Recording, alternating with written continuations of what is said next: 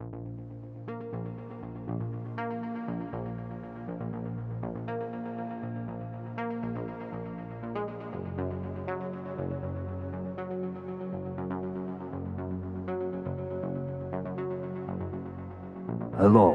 and welcome back to the spookiest, almost spookiest season of the year, ARKTOBER 2025. I am your host, one of the two blood-sucking Blanchard brothers. I'm Noah. And I am Gavin. And we have traveled across oceans of time. to be with you here this evening. It's almost October, and we had to enlist a few close friends of the podcast. I can't keep it going any further. Hello everybody. It's Noah. Gavin's here as well. Mr. Barham Williams, you've been hearing a lot of lately, and back on the pod for the first time in a long time, one half of the Bending Not Breaking crew, the most successful pod in ARKTOBER podcast history. Mr. Sunshine Mayfield's back on the network. Say hello. Oh, just happy to be back. Just happy to have you back, bud. Good to if see I'm your gonna face. be back, it's got to be for all the Happy to spooky see stuff, you. right? Happy to see you. It's been a while. Oh, dude, Yeah, Barham so hasn't good to see seen you. in a minute. Dude, I think I the think last the time I saw you, last- I tattooed a penguin on your thigh, like a That's very screamo true. penguin. Was that the last time? Yeah, that may be it, which was probably about 10 years ago. So 9. Yeah, that would have been 2016 while we were opening the shop because I was the Two Pillars, that weird rickety fun hat. Speaking of almost horror movie things, that fucking shop was very Beetlejuice-esque in that everything was at weird angles, like everything was kind of leaning. It was Hey, you don't spoil anybody's picks over there, bud. I do need a new I'm tattoo. just talking about a So workplace. Of course. So yeah, Mr. Sunshine Mayfield, tell the people why you brought us here this evening on October's Eve, so to speak. well, I get questions a lot. People know that I dig the horror movie. And so you have some people who say, how can you possibly get into that? And you have some people who say, hey, what should I watch to get into that? And so that led me down the idea path of like, what are the great gateway horror entries? What are those movies that like are classically horror that people can watch to just get like an overview of the genre or of subgenres? Or maybe what are some of those like hidden picks that like aren't horror by nature, but may be a really cool way to kind of get introed into things. And then I think some of my favorites are just like, what are those kids movies that no one would say are scary as like an adult, but for when you were 8 or 9, like For sure. were nightmare fuel. And what like still kind of works, and to be able to honor the horror genre for kids, because there's so much good kid content out there that's worth watching as well. So I said, let's talk about it.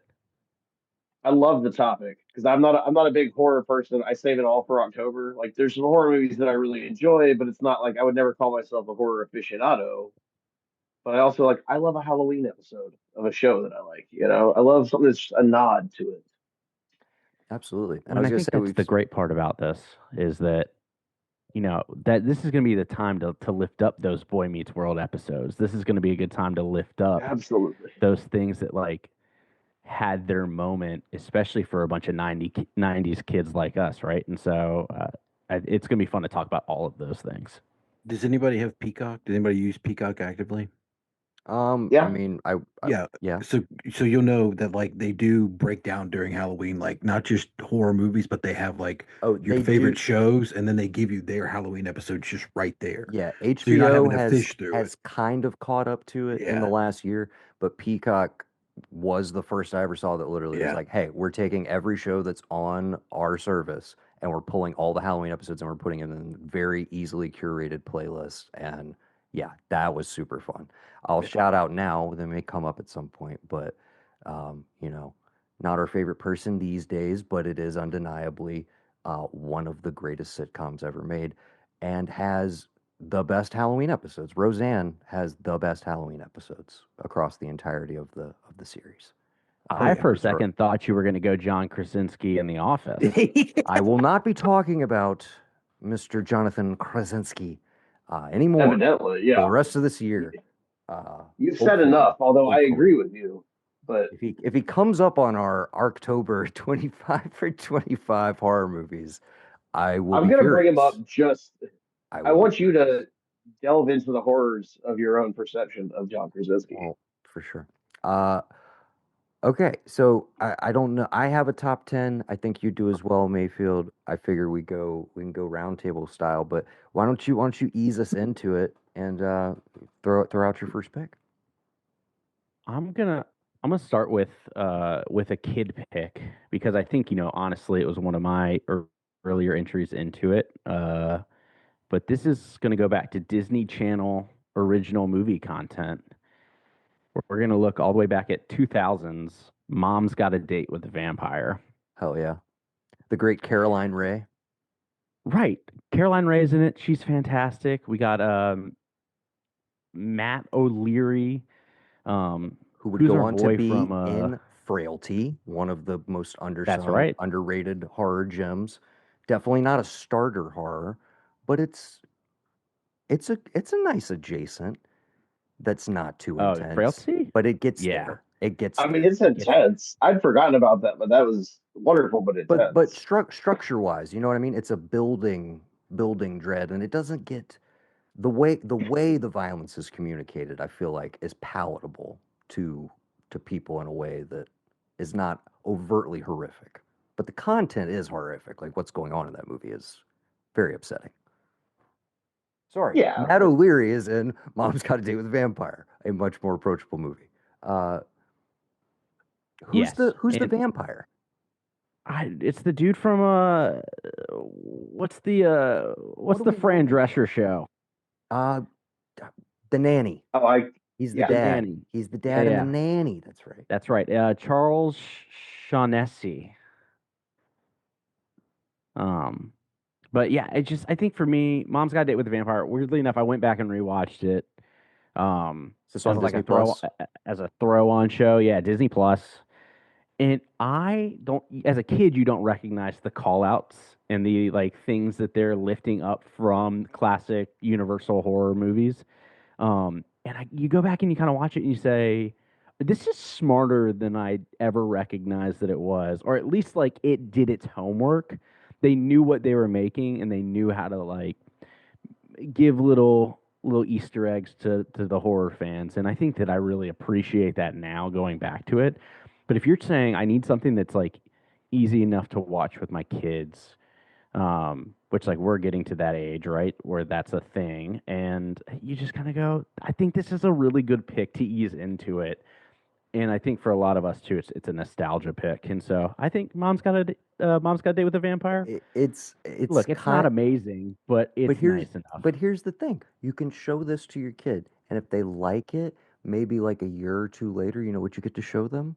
Lost Boys, which is the like, okay, now you've graduated, but it is truly like such a, I mean, down to the mom being a prominent character in the way that Diane Wiest is in Lost Boys. Yep. And the kids having to band together to, and nobody believes them, all that sort of stuff. It's great. But yeah, I think that's the like, maybe if naturally as you go through your list you have the like, and here's the graduated pick that associates with said movie, we should definitely hit those. I'm gonna piggyback off. You get the rockabilly concert in Mom's Got a Date with the Vampire. You get that's Sexy right. Sax Man in Lost Boys. So like, it may be a 1-for-1, Dude, I had not even thought of that. Very, very. That Sax Man. He evokes some memories. That man's name is Tim Capello. Capello. Yes, Tim Capello. You see it with respect. Yes, that man is a treasure. Nothing but respect. He's on the documentary. He's on the documentary about on Netflix about like clothing, and he gave the cod piece speech about the cod piece that he got from about how much it meant.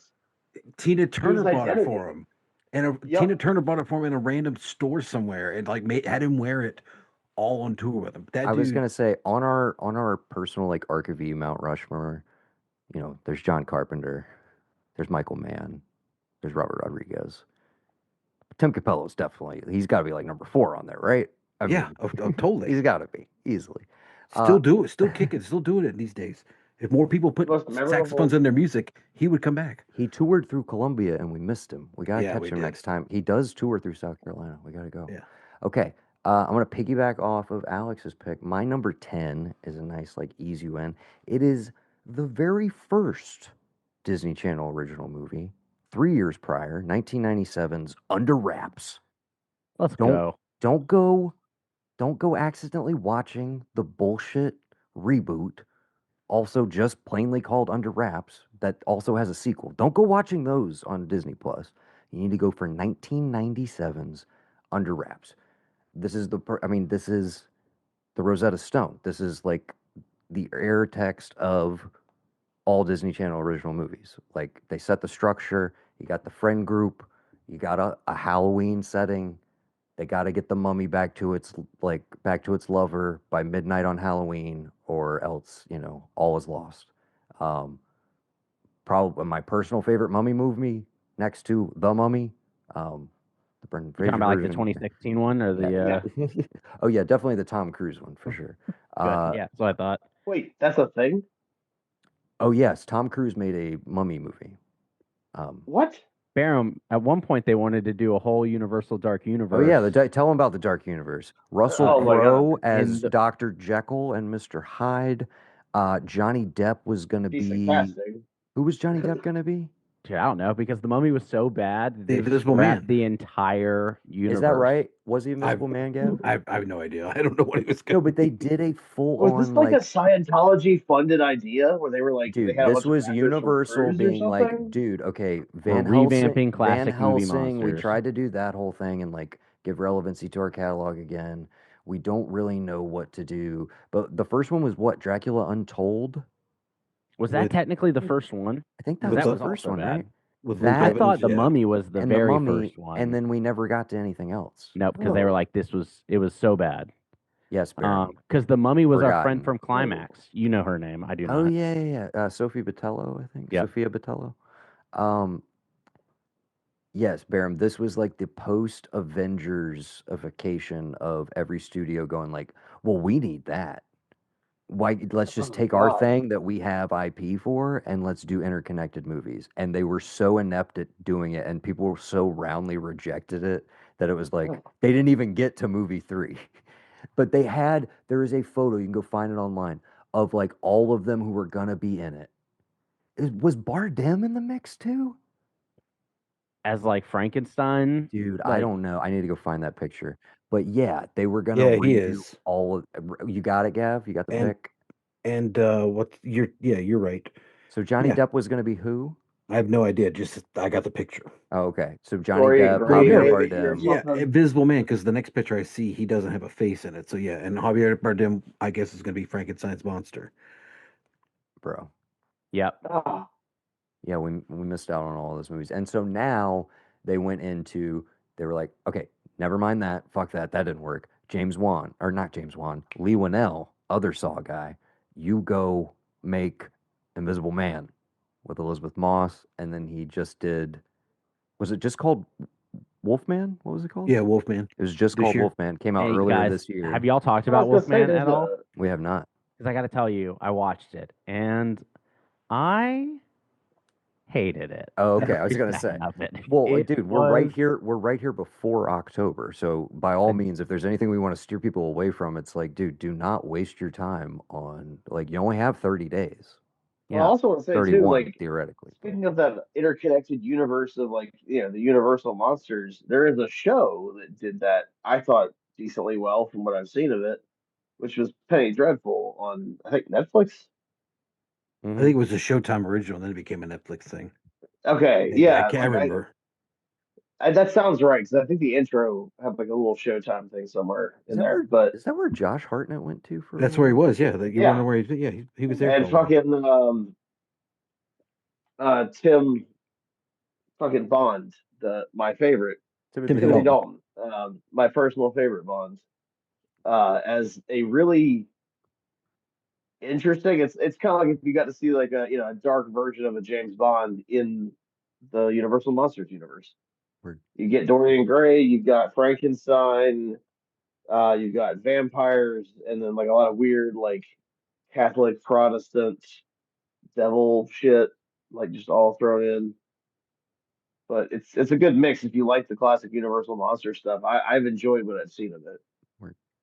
Well, Barham, It's very horny. It's a very horny show. Okay, well, we're gonna keep it PG theoretically, or Yeah, at that's just least, a yeah. Do warning you? there that it is not a family friendly show. How about you give us a family-friendly show if you have one on your list? Oh, absolutely. Adventure Time was the first thing that came to my mind. Um, their pilot episode is a little miniature horror movie. You know, they're trying to make a reviving serum to wake up dead people, and it turns all the little candy people into zombies, and then they're This is ringing a bell now. back at the doors. I didn't realize that was the pilot, but yeah, that's awesome. That's the pilot, and I mean they've had several other good like Halloween episodes where they've done like some kind of spooky trope, like they did a Murder on the Orient Express kind of little spooky episode. They did sort of like a Clue ish type little episode. Like they've done a lot of really good Halloween episodes, but even just the pilot Well, I is think a little mini zombie movie. that's awesome. I think Adventure Time, another one just in general, good for kids as a gateway to surrealism, and just like broadening your palette for like different types of Oh yeah, storytelling a little bit too, and like the deep lore that that show eventually builds to. Your kid can kind of grow with it, and yeah, lots of it's fun. also It's also there's spooky it's themed stuff very in like just throughout the show. It's not like it's yeah, like but yeah, there are Halloween it's also specific like episodes, but like it is it is a lot more adult if you are an adult. I think a lot of it would just go over a kid's head, but like I know a few people who are like hesitant about when to let their kids start watching it, like just because they're like it deals with some pretty deep and complex shit, and a lot of it would just go over a kid's head in an 11-minute little like segment.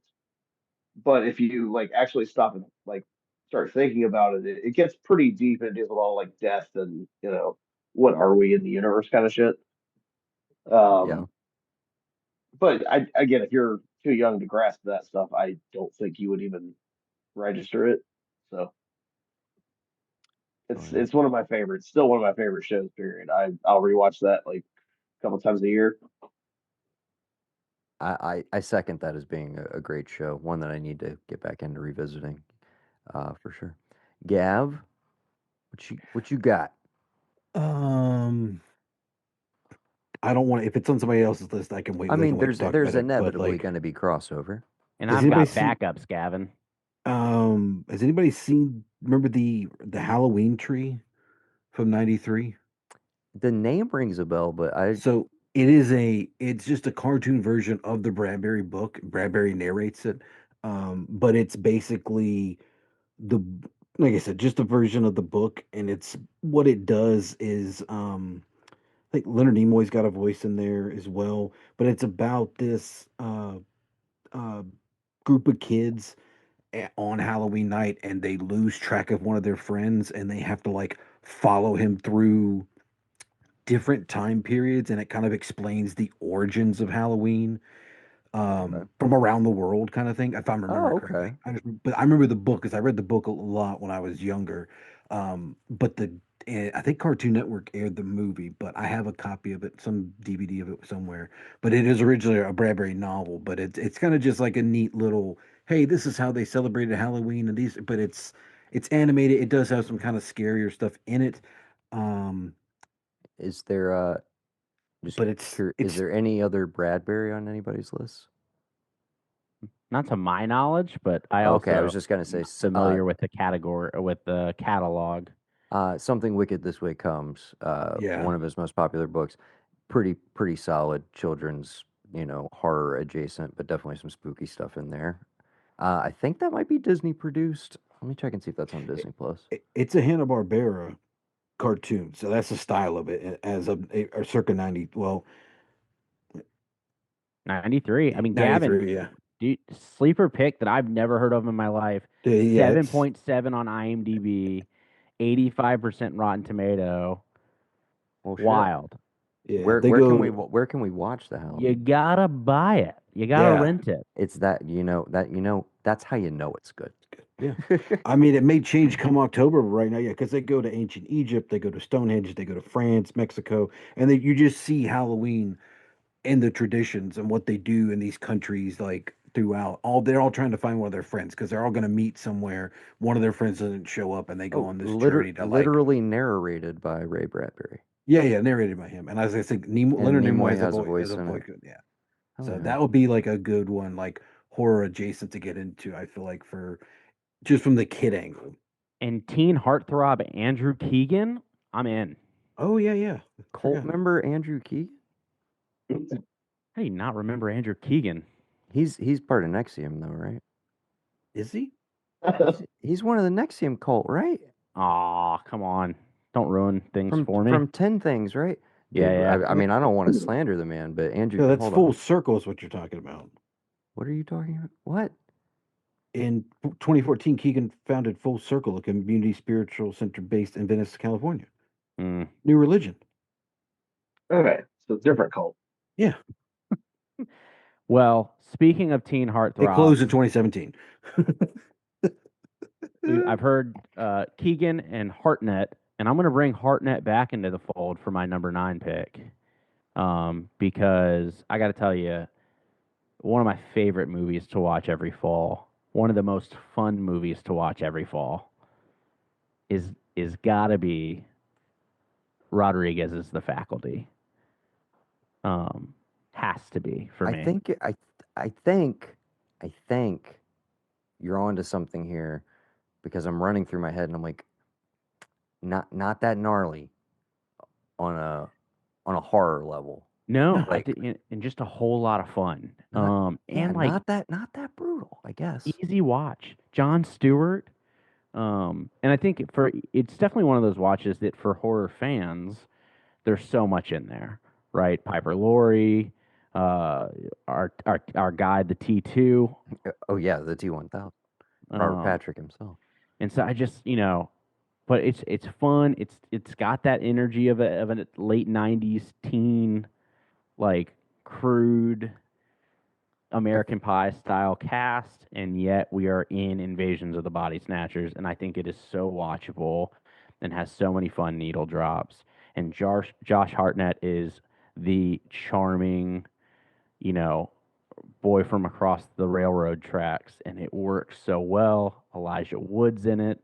So take that, Brendan. I was gonna say, this is pre-Frodo. Did you hear the Elijah Wood slander? Pre-Frodo and Usher. Usher Raymond, yes, yes, never forget. And that the football sequence, I think it is just an absolute blast of a movie, and it is just perfectly fitting for the season. I think it's a great watch to get into the genre. A great transitional pick too, one that you can kind of watch as a cusper in September. But yeah, and I think not too much for people that are maybe a little turned off by the genre. The sci-fi element helps. I think it does help, because like the technically, I guess the things that you would consider to be a little grotesque or gory are all then have like tentacles. So it's and you've got some effects that have, I won't say aged poorly, but they've aged. They are part of the time. So they're just inherently, they're just not scary. The movie is thrilling. It is a blast. I don't know if people are talking about that alien eyeball with tentacles and alien Earth being terrifying. Good point, my friend. The certain corners of the internet seem to be like, that's the scariest thing I've ever seen. And I'm like, that is I've got the worst movies for CGI I've ever seen. Yes, Alex got you covered. Yeah. So I'll just work my way up the. Oh, sorry, brother. We have to also talk about who's in The Faculty who just won an Emmy this year. He gets to. I don't think people realize he's in that. That's one of the first things I remember seeing him in, as well as another teenager. I feel like he does a pretty good job of holding his own there. But I think that's like the first thing I remember seeing him in. Whom are we? Sean Hatoshi won for The Pit. Yeah, he went for The Pit. Oh, yeah. Hell yeah. So, yeah, I just wanted to shout that out for him because he's in it as well. Is the big night this weekend? This weekend, yeah. I forget they split it into all these different sections. Yeah. Well, hell yeah, that's good to see. We'll be doing our year-end TV wrap-up just around the corner. Maybe that'll be maybe we'll try and do roundtable style for end of the year stuff and get everybody on. That would be insane, but a lot of fun. I'm working my way up the list But then I was like, no, I'm gonna go with nice segues. So we're gonna stay in high school, Let's do it. and we're gonna keep it PG-13, and we're gonna talk about I Saw the TV Glow because I think it is the perfect, not full-on horror film that has great is for the record, I think horrific and very upsetting and amazing and beautiful Yeah, and all sorts of things. It's everything everywhere all at once. Um, you know, got but an not. October vibe.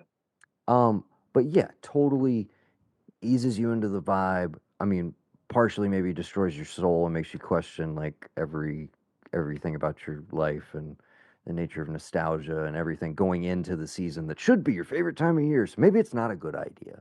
But I do think the 90s TV show vibes, um, and everything about it. We've talked about it on other pods endlessly. We're going to talk about it more on our 25 for 25. But yeah, I don't know. I don't know how you guys feel. Maybe too intense for your average. Like, I think it's a tough sell for if we're trying to entice like a quote unquote average moviegoer. But I do think there is an audience out there that I think didn't get their hands on this because it hasn't been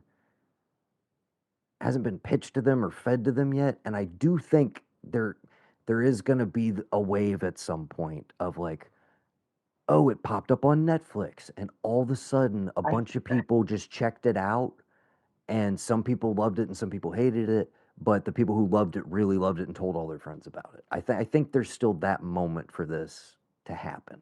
I think so. Like older teenagers and like early 20 somethings that didn't see it originally.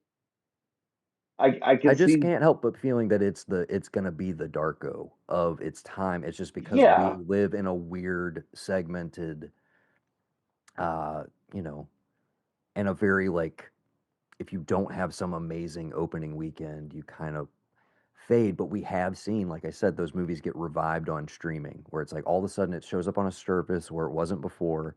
People give it a shot, and it has a well, moment yeah, and again. like that's what like in high school, like if you were at a party with like the weirder kids, like somebody would put on Donnie Darko at some point.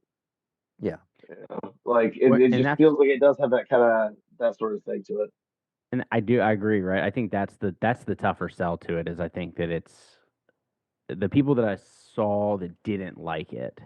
I think they didn't like it because of the expectation they had when going into a horror movie. and Um, that's where I'm like on streaming. I think it can maybe live as this thing that like you see a description of it and you see some imagery from it, and you take a Yeah, chance yeah, I on never it, thought it was a horror not movie. with the when it was released, yes, it seemed like everywhere it was being pitched by A24. I mean, they had to find a way to sell it. I don't blame yeah. them for kind of how they approached it, but I mean, it's an incredibly tough movie to sell. At the same time, I'm also just like, just show like a moody trailer and don't sell it as a horror movie. Just sell it as, an art piece and see if people go. Like, I feel like labeling it as horror really, really rubbed some people the wrong way. Definitely. And for me, it's like, oh, it's a horror movie. But I'm also I Well, tend to lean towards the side of everything's a horror movie, right? You can almost I feel convince like me, it's Oh, for yeah, sure. like, Yeah. but in that yeah, way, like this is existential horror, and I feel like to be a horror movie, it's almost like it's an escape from the real existential horror of the everyday life in these like fantastical, like weird, there's supernatural stuff, or it's this killer in the cabin. It's some escapism Yeah, no, from no our one. regular I mean, horror. no one outside of the show within a show dies, quote unquote, in that movie. Yeah, except on the But inside. well, that's what I was gonna say. But you're basically watching a soul die for like at least a solid hour of that movie. right. But I think that rings a little Um, too true. Like I think horror movies as a genre feel like more of an escape from like real life terror, and this movie definitely hits at more of that kind of real just life is like, terror. hey, this is just like the inside of a lot of people's brains on a regular basis. Yeah. Yeah. Okay. Our version of the man in the gray flannel suit, right? For dude, great pull. Barham, you want to lighten it up? Oh yeah, I'll go with one of my all-time. Halloween or really any time of your favorites, but I'll go with the Adams Family. Oh, hell yeah, dude. Is it 90s or is it late 80s? Which It's one we talking 90s. family Early 90s. values? Early 90s. I mean, either or both. They're both solid. They're both I very view them solid. as a pair, like that just worked out perfectly. I couldn't tell you if I had a favorite between the two, but just always fun, magnificent performances. Just Joan Cusack is what can you say? serving. That's Oh my the second God. one, right? I think so. Where That's she's like Family dating Values where Fester. she's trying to get his. Yeah, and the kids go to camp, and Wednesday leads like a whole rebellion, and they're like roasting the crappy Incredibly white chick. based movie, right? Like Love it. politically Okay, excuse me. impeachable movie. Excuse me. Absolutely. I'm gonna be the old 34-year-old square. Dude, so I keep hearing based. What the fuck does based mean? Is based good? Is based bad? I'm so confused, Alex. No, I just take it in based context. is good, right? So Okay. if someone is based, it means they're typically rock solid foundation in terms Okay. of their beliefs. Okay. So you want to be based. Yeah. Okay. Yeah. This makes a lot more sense now. It's hard to read, Taco Bell increasing prices so that it's now over $10 for me to get just Yeah. 2 items. Not based. not based. Right. Okay. Not based in Oh my fact, God. reality, or any world that I want to That is live not you're- how the Taco Bell Your dollar Taco store Bell, works. know your place. in. Okay. Thank you for clarifying. No, I usually just take it in the context. This man I actually think my like way through it. I interacts don't know. with the younger generation on a regular Oh, basis, whereas we have dude, no. Yes. I have just started that again.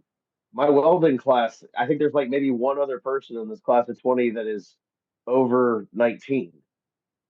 So you mean Like there's literally high you're the school only kids person in born this. in the 1900s, Barham? Is that what you're saying?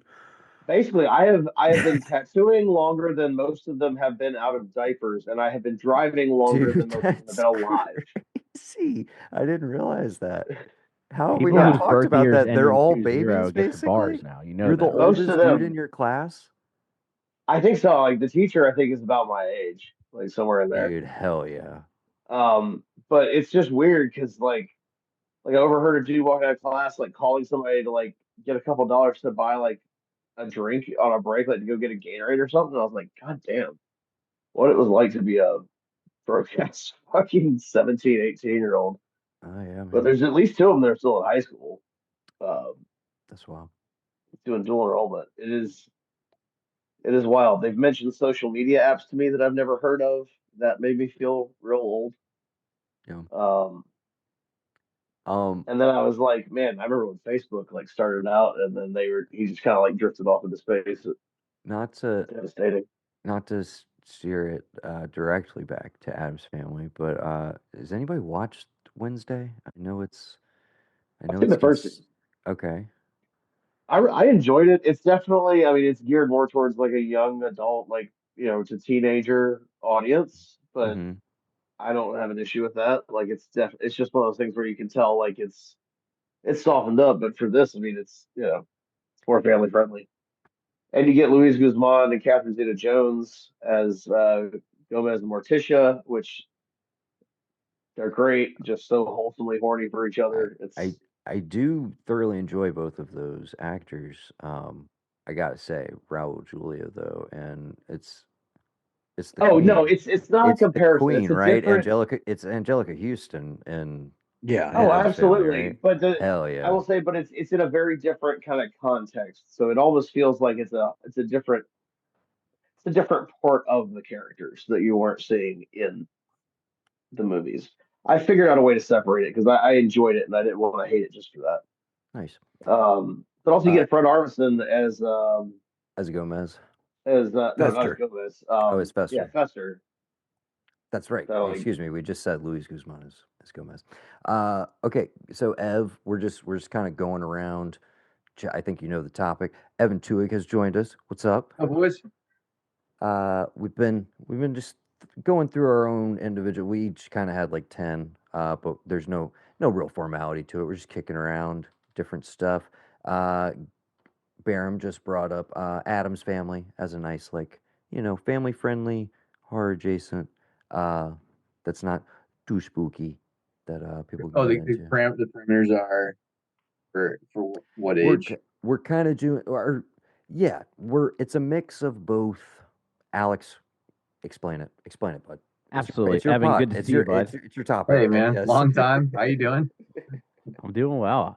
Yeah, we said so essentially gateway horror can refer to classic horror movies that you would show someone to get them interested in the genre. Non-horror movies that maybe have scary elements that could be a nice gateway point into exploring the horror genre more, or kids movies that are working to be good horror adjacent entry points. So those are kind of the three main categories, but live your life to the I way had a that you random want to one live. just come to mind when you were saying all that. I was like, what could you show someone that's not rated R? And I don't know why this movie popped into my head, but do you guys remember that movie with Shia LaBeouf, Disturbia? Great pick. Yes.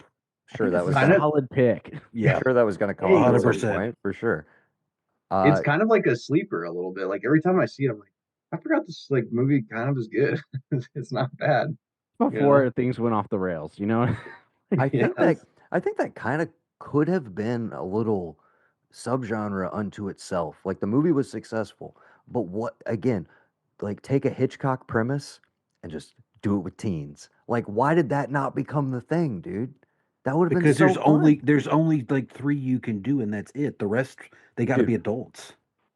but We love a good coming of age but story too. you can take the core of a lot of those. No, you could take the core of so many of those, Gav.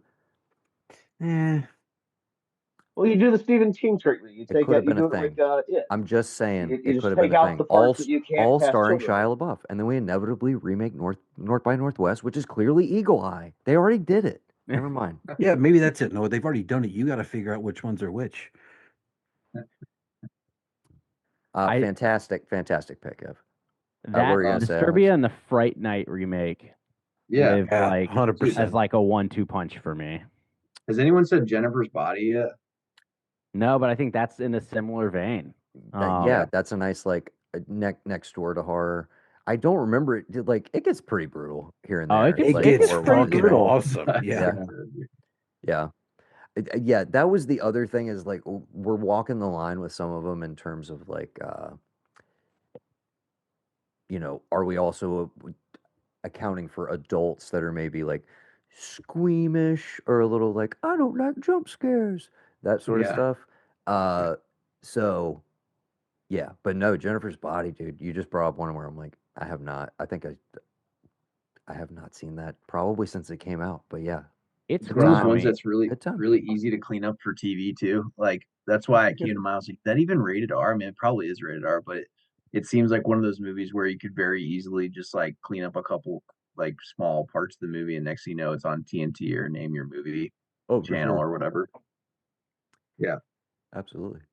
I bet the cursing overlays have to be pretty genius in a Diablo Cody movie, right? So like they don't have to get that creative to be just like, oh, you're super jello.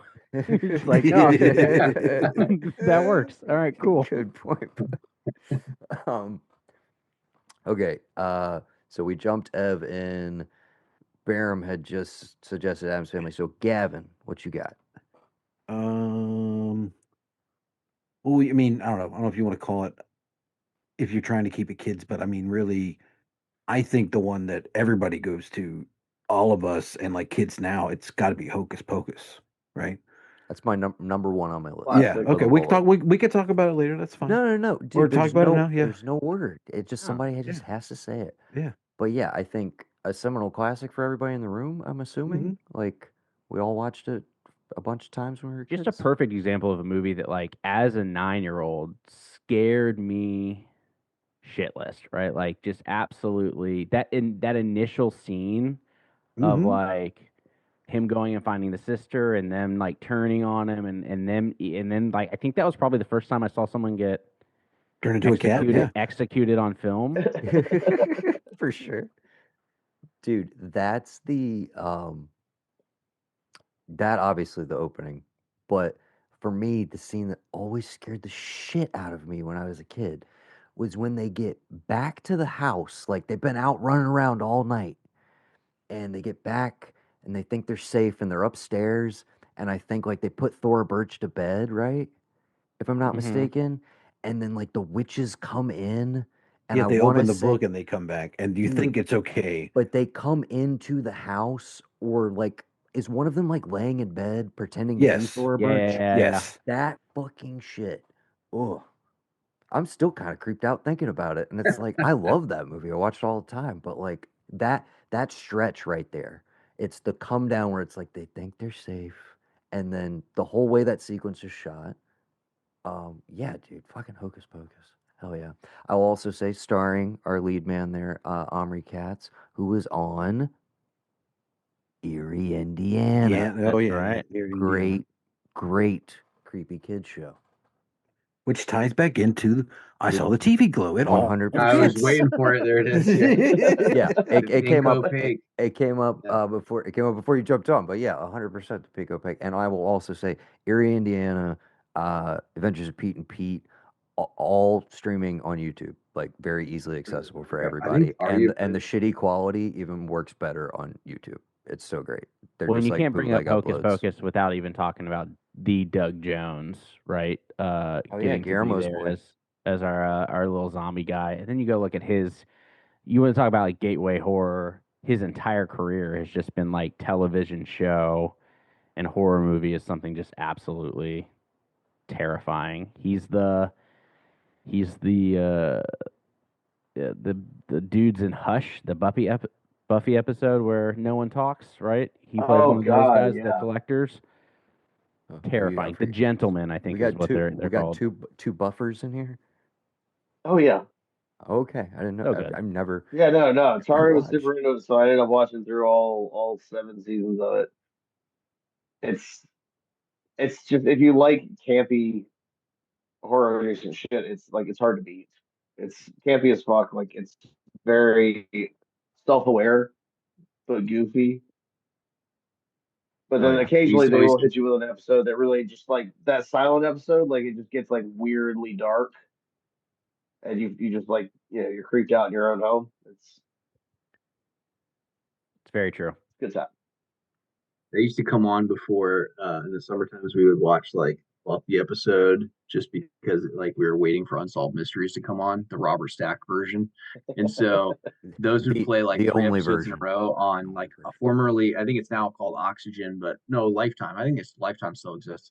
But they would play three of the late 80s, early 90s Robert Stack Unsolved Mysteries episodes. And when we were kids, Colin and I and the girls would sit there and binge Unsolved Mysteries during the summer times. And really, what that is, that was introductory true crime. That was like Oh, before true absolutely. crime existed. That was what it was. Well, I love that you're always surprised at the end, right? And the mystery was never solved. What? So, dude, but then every once in a while you get an update, like every like sixth This just episode. Like, in. oh We fuck, we have an update from a case 2 weeks ago.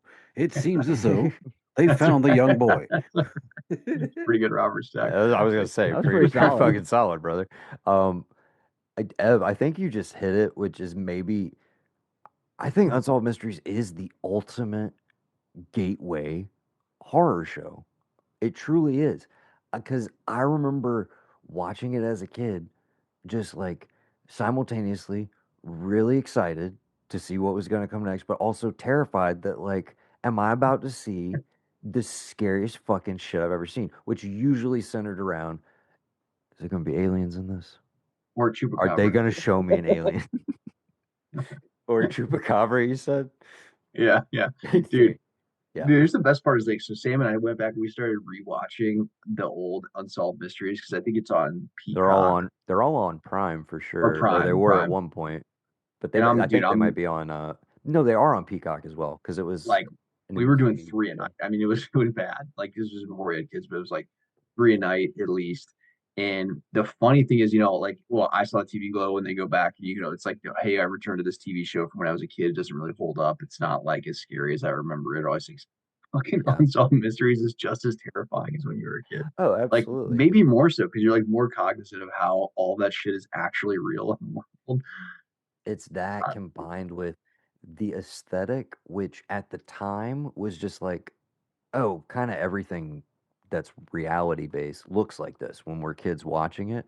But now going back and looking at it, it has that extra layer of just like dude, this just feels off. Like the reenactments, you're just like, dude, some of this is just like unintentionally way fucking scarier than it probably ever meant to be, you know? Did It's you see just like, McConaughey on the show? Yeah, I've seen that dude, clip. I don't think I've ever seen that actually. So the background story, I think it was one of his first acting gigs, and he's super young. This is how dark that show was. So the story is there's this like pedophile in this like neighborhood, and he like walks out of his house exposing himself to all these kids, and then the brother who just got back from getting out of the Marines, played by McConaughey, us like goes to stop the pedophile who is naked basically, and the pedophile shoots McConaughey to death. Also a true story. So like you're watching this as like an 11-year-old child, you know, by Great. yourself. That sounds solved. I think we know who did it. Well, the guy I guess runs and he got away for like a decade or something. But like, Are you sure it wasn't America's Most Wanted you're watching? yeah. Yeah, no, Crazy, you've man. seen this, dude. You've had to seen this. What? You've Had to seen have the seen it. images. You know what you know what he's talking about. You've seen the images of McConaughey do this before. Just I check probably assumed it was from like Texas Chainsaw Massacre at the beginning. you would think it because it's really No. close, but What it I was. just when you get done, check the group text. Okay, will do. Where are we at? Where are we at? Somebody pick. I think we're back to me. Yeah, go for it. This one it's one of those weird ones because it's not scary, but it definitely has folk horror elements into it. But it's become a personal favorite of mine that I've now watched 3 years in a row around this time of the year, and it's Over the Garden Wall, which was a Cartoon Network miniseries. If you haven't watched it, just one stunningly beautiful, but also genuinely heartfelt and funny. It's got our boy Elijah Wood in there. So fuck you to Take Brendan. that, Brendan. And it is got some of the driest sense of humor, but it's also just got these. Each episode is like 15 minutes long. There's 10 of them. People have equated it to Dante's levels of hell, and so it's kind of a children's version of what happens when people kind of go through limbo. It's great, makes me cry, but it's in the woods. It's very fall. It's got this old like Tom Waits style of music that plays throughout. It's a must watch for anyone who. The vibes are off the charts. I will second this one and also say I was turned on to it in the first place by our old friend Mikey Chappelle back when we were doing Primal Pod and Cast, covering Gendy Tartakovsky's Primal. And this was a personal favorite of his that he was like, dude, you've never seen that? You definitely, like, you got to. I do it every fall. And I was like, all right. The cast list is just like surprisingly ridiculous. So again, the unimpeachable Elijah Wood,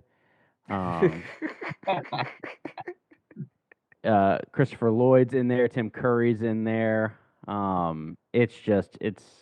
It's kind of one of those perfect shows where people can kind of slide in and slide out because they're only recording for like 5 minutes of a series. And so you get some fun names that comes through, and it's perfect, y'all. It's perfect.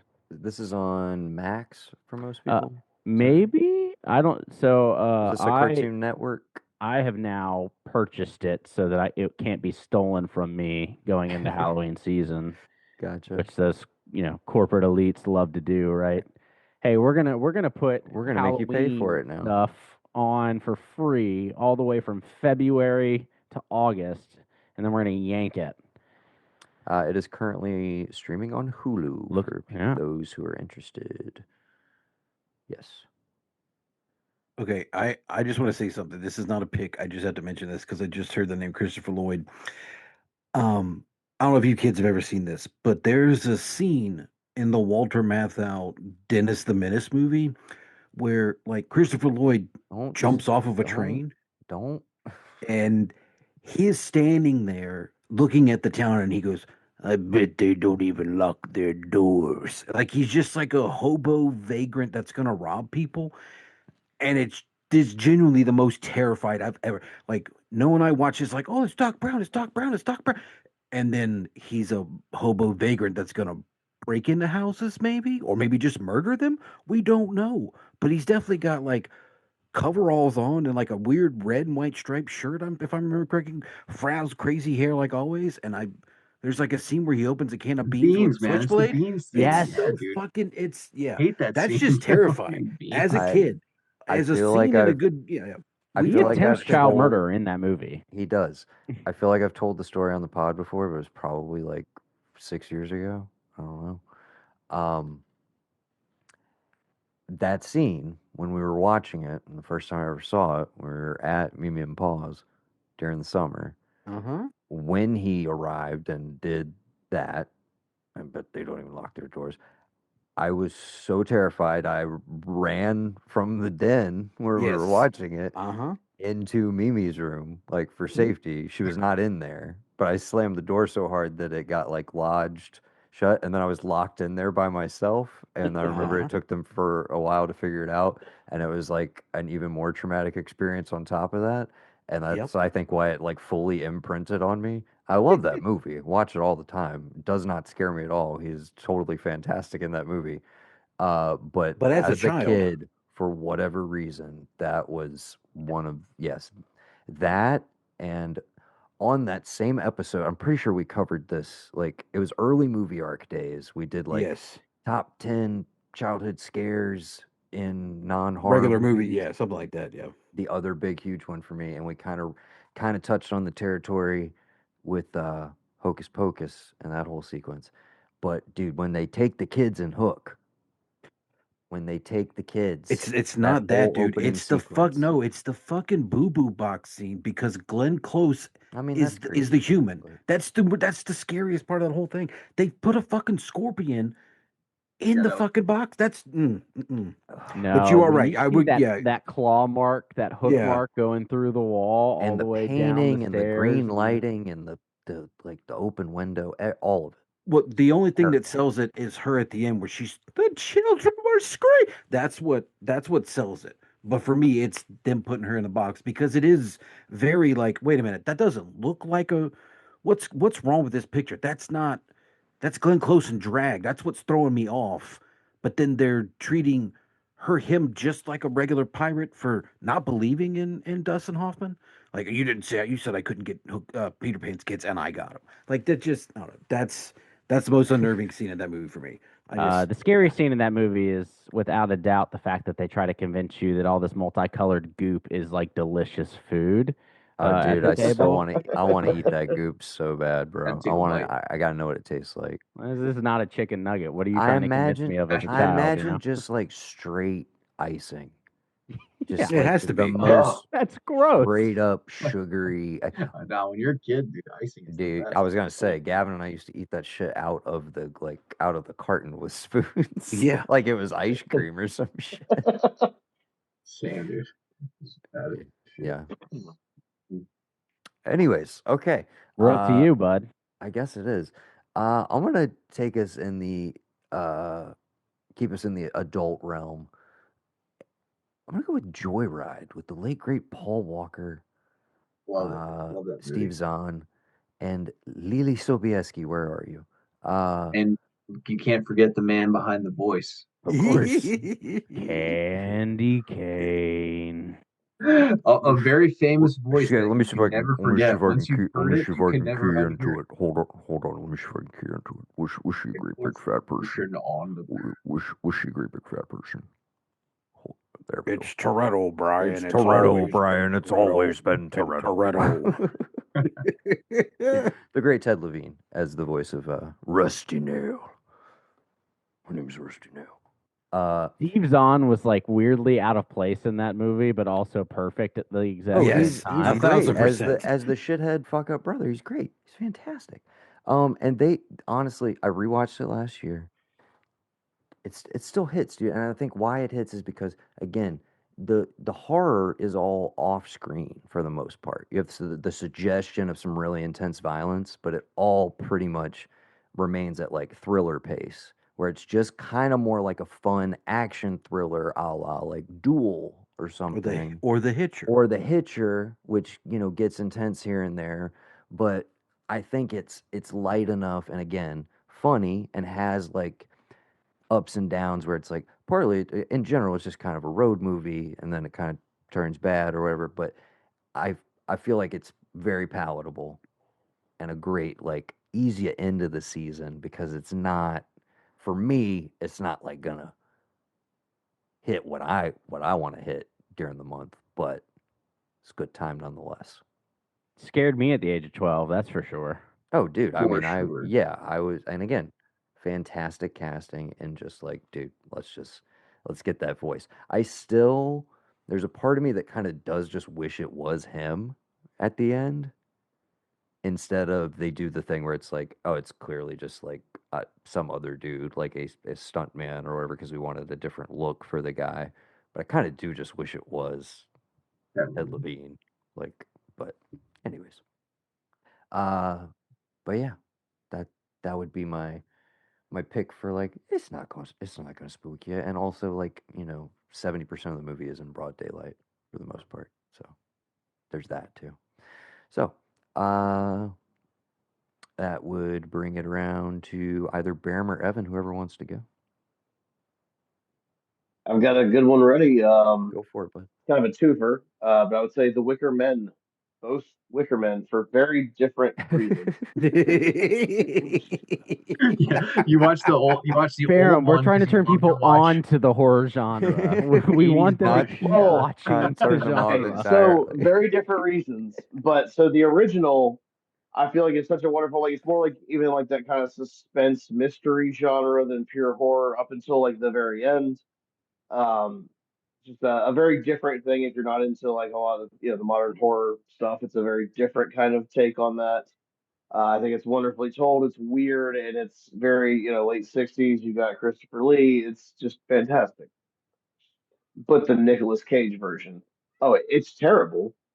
But if you love a bad movie, if you enjoy a corny bad movie, and it kind of kills me because I know he made this as like a very like it was a very personal project for Nick Cage to remake this, because but it is fucking terrible. one of his best friends, uh, Ramon, yeah, not Joey, I don't think maybe it was Joey. I feel like it was one of the, or maybe it was Johnny. I think it was Johnny Ramone. there's a tribute. I think there's a title card somewhere, like either the Yes. beginning or the end of the movie. One of them who he was very good friends with, it was like, that was my favorite movie. So it was like, all right, I'm gonna remake it. It's like, okay, I'm gonna But it ruin is it. like It's like in his the honor. And it's like after he was dead. And it's like, so after he was dead, you ruined his favorite movie for all time? The fuck is for wrong with no you, dude? reason. Like You don't get it, guys. He was doing that so that everybody Bees! would go and see Not the beast! the original. Not the beast! He made it so terrible that people are like, oh my god, and would oh my push people to god, go see his friend's favorite movie. He did that for his best friend.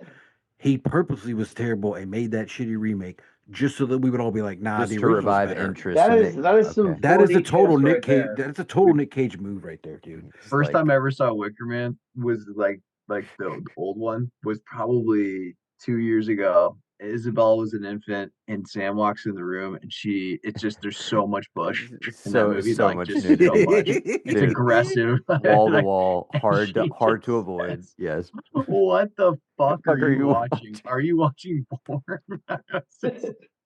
It's like, what's that? Oh, it's No, naked ladies jumping over Like a fire. no, this is the Oh, just 70s, babe. every It's a step is different time. foreshadowing. It's a different Different time. time, a lot of nudity. I You made know, my wife 68, watch it for the 68, first right? time last year, and she 60s. was like, when the Is Wicker innkeeper's Man wife started 68? singing, she was like, It "What the is. hell are we watching?" And I was like, "Honestly, you just got to stick it out. I think you're gonna dig it." Just gotta So hang it. you just gotta hang in there. The Wicker Man is 1973, my friend. 73? Why? I don't know. Okay. Don't fuck with me. It's a 70s movie. Okay. Anyways, but no, I feel you. Again, I would. The Nick Cage one is only worth watching, like on a Oh, large, it's if to you have a like good a bad time, movie, to if you have fun enjoy a train wreck your movie, with your friends for sure. the the whole back half of it is just him running around punching women on bicycles. I feel like you could have the same sort of experience rewatching the original with a group of people. I don't, it is a movie that requires a certain amount of buy-in, if you will.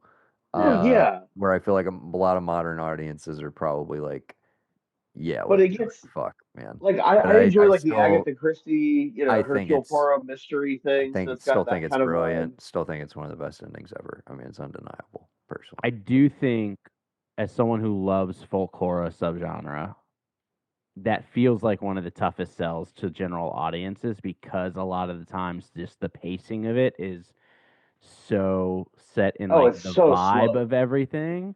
And so people are just like, nothing's happening. I'm like, what are you talking about? Because I'm sitting there going, like, just mellowing into it all. Yeah. I think the general audience typically is That's they're fair. not bought in I've because had the same argument about The Witch with one of my coworkers, where he his opinion is basically nothing happens. That's the entire movie. Nothing happens, Yeah, and then it ends. the Witch I And think I is disagree completely. a It's a a vibe driven tough movie. sell. Okay, so here's the test, I guess. What is the gateway specifically? What is the gateway folk horror pick? Midsommar. I think that's the Oh, right dude, pick. you stole the words right out of my mouth. I completely agree. It's Midsommar. 100%. Yeah. But it's such an intense movie. Like, do we Doesn't not? matter. We Yeah. think that's an easy sell for a general Weirdly me audience. enough, explain. easier The than first Hereditary. If you the can get first 10 to past 15 if you minutes can of get that movie, if you can get That's past where I'm absolutely. that, going. if you can get That's where I'm past that, you going. can get past anything. I was gonna say a movie that I literally had multiple walkouts during.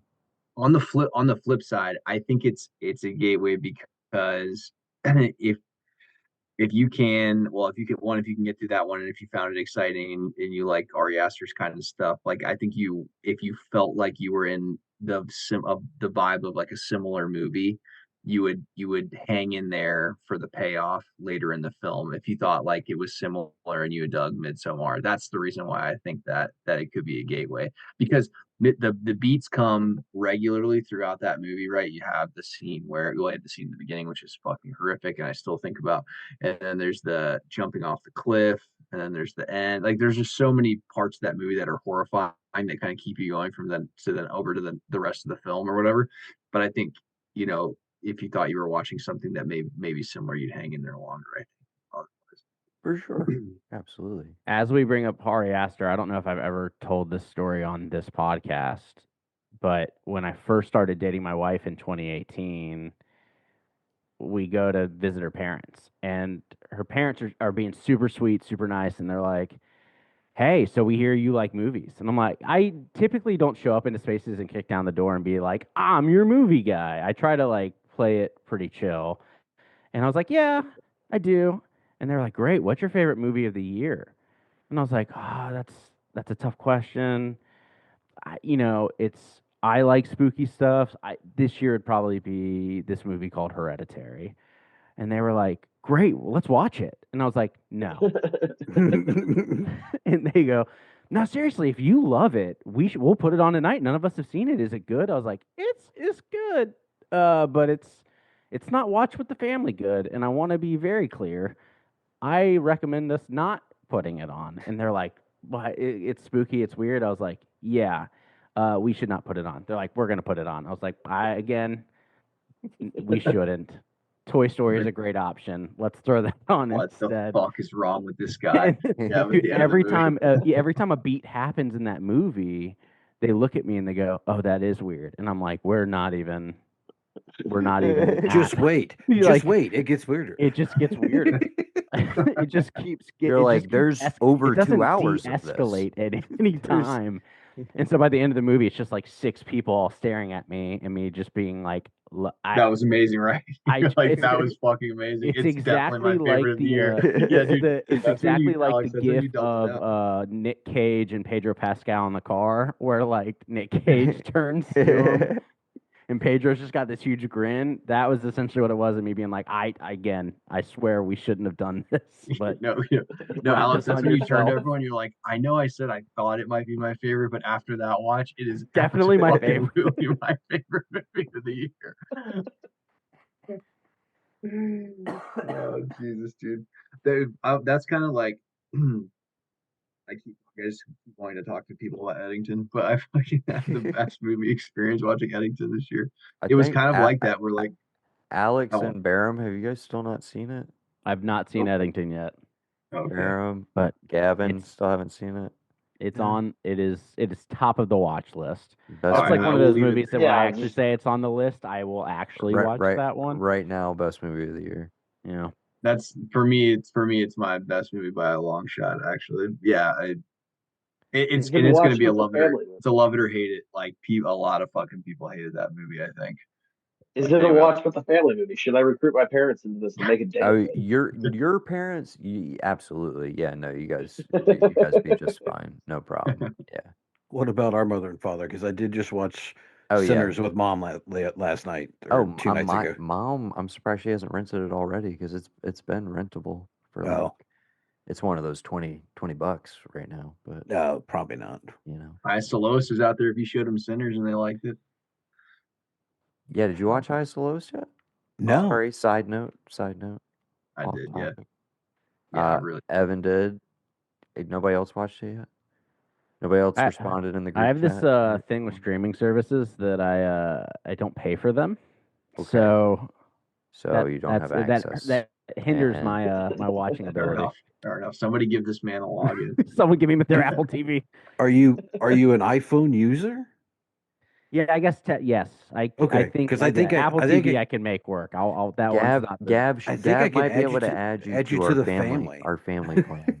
love it. That's awesome. Meaning I got to me- give a shout out to me, Mama him. Blanchard for no, unknowingly no, Oh no, it's- subscribing this her is to literally Max for like Gab. 10 years. No. Oh, okay. Yes. Yeah, well, yeah. that is Mama Blanchard actually. Yeah. Giving you the max. I thought, but yeah, Apple, the Apple family is Gavin's branch of the Yeah. tree. Gav. I always Are feel you on weird. are you on Kathy's Netflix? Is that what you're saying?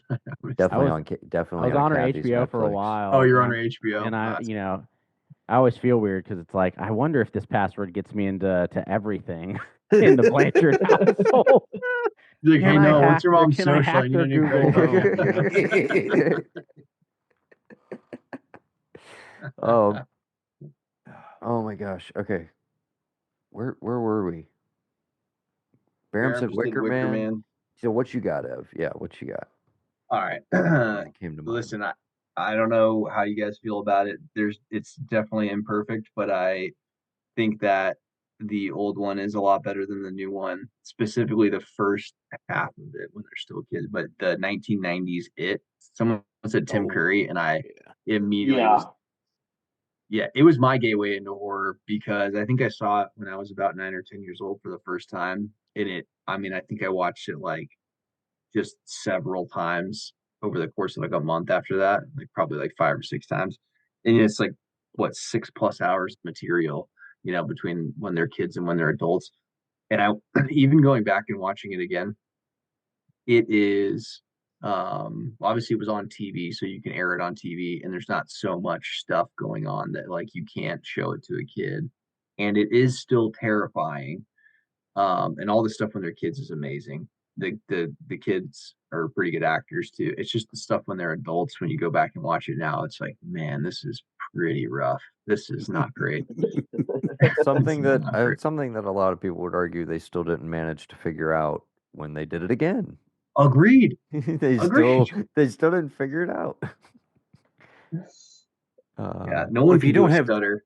If you don't have like the whole That's like a hard book to back, translate. yeah, but there's a whole ton of stuff that is not in both movies, and Where's it's like, where's bro, the Yeah. turtle? Where's the turtle yeah, god? exactly. It's like, yeah, And then the so much- orgy too. There's an Yeah, orgy. where's right the after. orgy? Where's the Yeah, turtle we god? don't need to talk about it. I read it once. It's not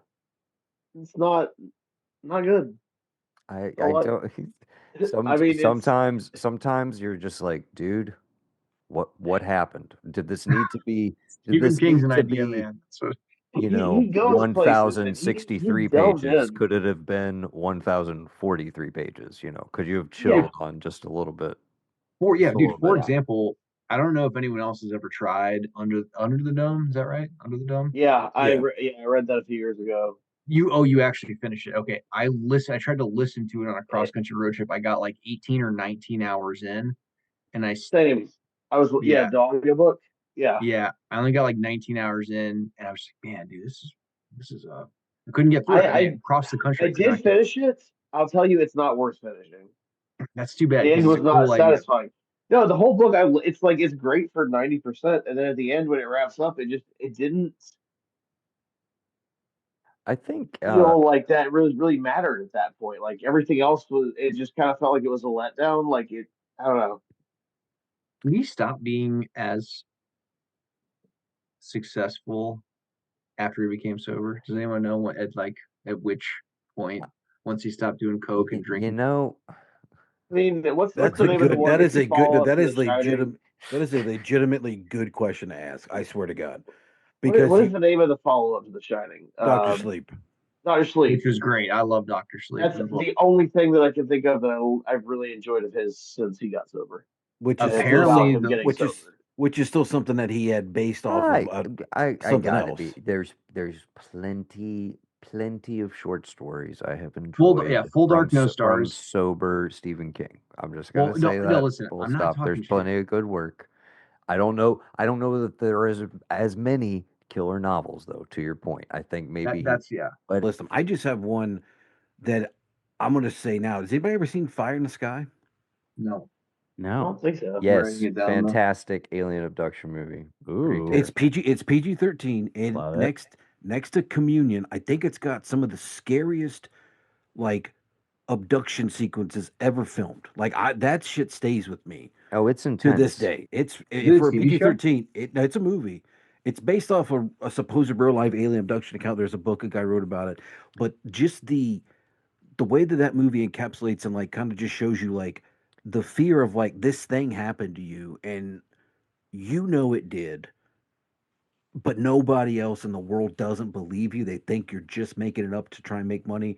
Just like the anguish of that and like that's my biggest fear is somebody like believing something that about me that I know is or isn't true, but they think it otherwise. Like I know I didn't do this, but everybody says I did, or I know this happened to me, but like everybody says no, that didn't happen to you, and no one believes me. That's like a biggest fear, like not having, physical proof of something, and people just being like, "Well, that guy's crazy," and like inherently, yes, as we've gotten phones with cameras, you don't see as much UFO stuff anymore. As we've gotten a breakdown of the federal government, we start to see maybe there is stuff that's either Earth based or has come into this atmosphere that we don't know where it came from. But in 1993 or the early 90s, whenever this movie came out, that is like the scariest alien abduction stuff, hands down. There's maybe some newer stuff that I haven't seen that you can say is worse, but it's so real because it's not CG. It's all practical effects. It's all very creepy. It's unnerving. Like I can And close my eyes and think again, about it, and it's rough. sci-fi I feel like can often be like a good gateway in general Yeah. for people who are like a little scared off by the genre. But yeah, that is very Fire in the Sky is very much to to Evan's point earlier. Imagine like the greatest unsolved mystery ever, like with a budget, basically. Because I'll be honest with you, like the performances in it, they're kind of the quality of like some of the reenactments in Sure, Unsolved sure. Mysteries, but like, dude, the abduction sequences, like they hit, they definitely hit. That's a good, yeah, that's a solid one, brother, for sure. I second that. Uh, what else you got, Alex? Well, we're gonna go into more of an alien invasion movie.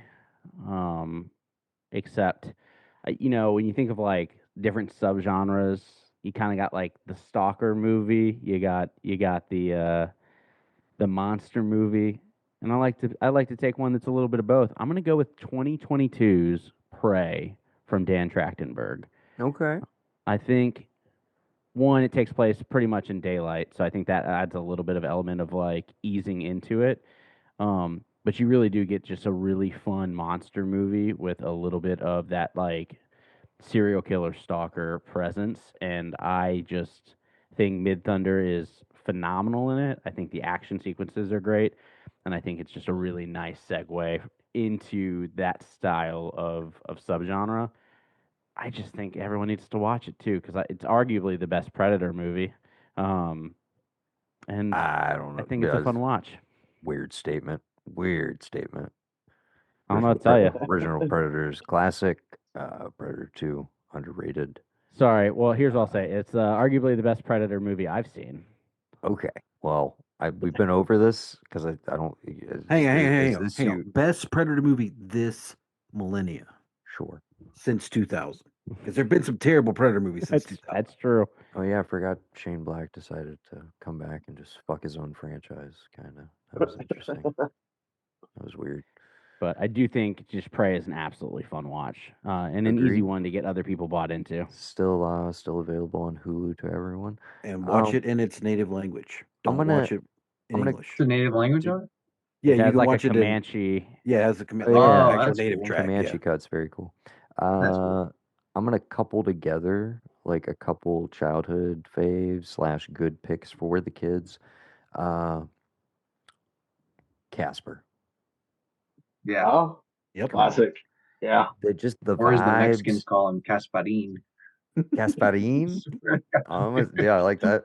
I like Dude, that better. she says it all the time. It's like her favorite movie from being a kid. Gasparin, you want to watch Gasparin? Dude, hell yeah. Sam loves Casper. She got great taste.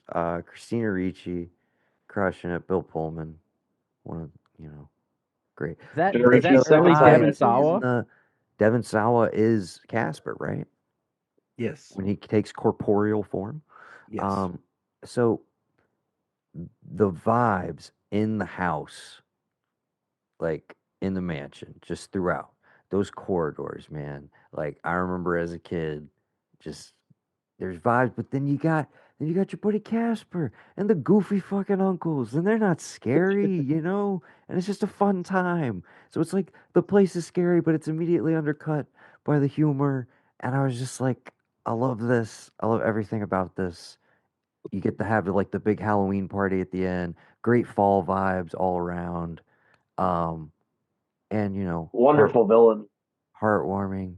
Oh, dude, Catherine Moriarty from She fucking is Raging Bull, like so good. one of my absolute favorites, dude. But she crushes so hard in that movie. She's great, and Eric Idle right there along with her.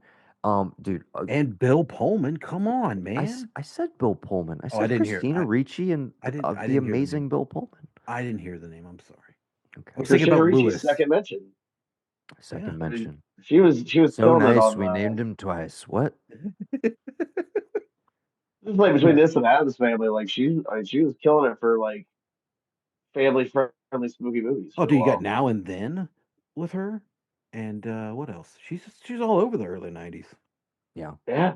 One of the And then she 90s got- queens. That's why And they then brought she her got back on on a Yellow shitty TV Jackets. show Well, here in the 2000s. yeah. Don't watch Yellow Jackets; it's not worth it. Your first season's so good. It's so First So season's good. perfect. Everything great, else, and then it just it took a giant shit. promptly takes a giant nosedive.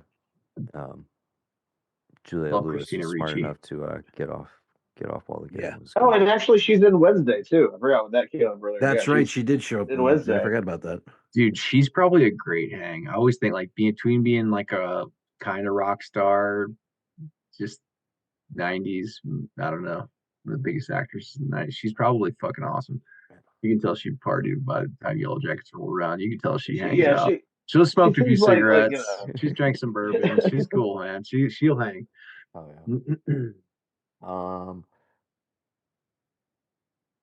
But yeah, so I had Casper. I'm sure a childhood fave. Again, another kid-friendly one, but we'll go animated this time, like fully animated, and stay in a cool house vibe. Monster House. Nice. Yeah. Great voice work from Steve Buscemi. I thank you, Gavin, for from the peanut thank you for that. I said, "Oh yeah." I didn't say, "Yeah." I know Monster it House. sounded derogatory. Okay. No, yeah, that's a good one. I didn't Just making appreciate it worse. Gavin's got two levels, and it's either I love it Or I've had and better. that's what I read it as, and I'm like, dude, I've had Monster better. House fucking rules, and you It should does. stick up for it. It's I a great do. great time for all involved. This one goes back more to childhood, and this one might be honestly, it might be too much, or it might be the kind of thing because of its age that like a kid now would just like laugh it out of the room. I don't know. But the never-ending story, dude. Terrifying, Sad. heartbreaking, terrifying, but like the nothing. Oh, yeah. Like, bone chilling, man. It's just there's so many sequences in there that are just what? No way. What? Here he Why? is. Alex, I'm sorry, everyone. Like we have fully hijacked your podcast. Hey, no, it's a group effort, and as long as I get to promote Elijah Wood as much as I possibly can. I don't know if that was timing because I just got here or what, but he's got to be the most overrated actor I think I've ever seen in my life. Terrible. Awful. So Brendan Let's loves have the it good out son. right Brendan now. loves the good son. The good son with Awful. him and Macaulay Culkin. Horror Alex, adjacent. if you were in our Instagram group messaging, you would have seen the one that I sent today, poking at your boy Elijah and one Gandalf, but I do like Gandalf, so. Are you gonna show us your lovely face, or are we just doing this like? No, because I am currently driving right now, so. And on, You're gonna have are to you on? Are you at or above or below 3%? my phone is charging. Okay, well, that didn't answer the question. What is your current percentage?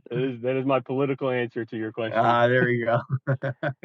I was promised footage of your ear, so Oh yeah, I forgot I was that promised happened. video footage Like, of your ear. That's is all. that episode 1 of the 25. Yeah. Okay. So Brendan, hello. Brendan Reilly is here now as well. We got a 6-man pod. What is up? We are discussing gateway horror movies. So your suggestions for like, kids that are just getting into the genre, easygoing stuff, or for adults who are a little like averse to the genre, but maybe something to ease them in. We've thrown out a Do lot we of want stuff. to? We're about an hour and a half in. Sorry, what were you gonna say? Do we want like a joke or do we want something serious? Well, we would expect nothing less than the most serious answer possible from you. So that's Oh, what I would like to hear from you. yeah, Halloween Town, dude. Come on.